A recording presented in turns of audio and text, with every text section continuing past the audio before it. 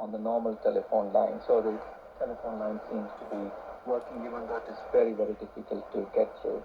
What people are worrying about is what will happen during this near information blackout, whether the government will go for a crackdown or will it reduce the intensity of the protest, because most of the student protesters of the movement, they've been using internet, like using social media like Facebook and Twitter to organize themselves. Now that ability is gone. Whether this will weaken the protest, that's what we are going to see. But very difficult to find information at this point from Bangladesh itself. There have been pitched battles between security forces and student protesters, and there are conflicting reports about the number of people killed.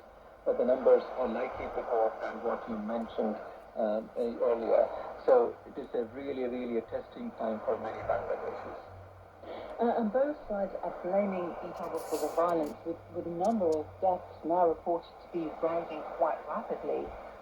What do we know about who's to blame? Now, the protest started a week ago as a peaceful movement where they were asking the government to abolish this quota system for government jobs, because 30% of the jobs were reserved for what they call war heroes, those who took part in the 1971 independence war with Pakistan. But now the unemployment is high, according to the student activists, especially youth unemployment.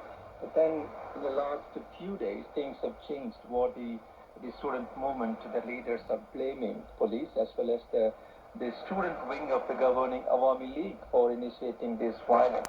On the other hand, the minister, whom I spoke to earlier, he was saying that the opposition activists, some of the Islamist groups, they've infiltrated this protest movement and they were responsible for the violence. But what we know is hundreds of people have been injured, and we see so many people have been killed, and doctors say some of them had rubber bullet injuries. So both sides are blaming each other.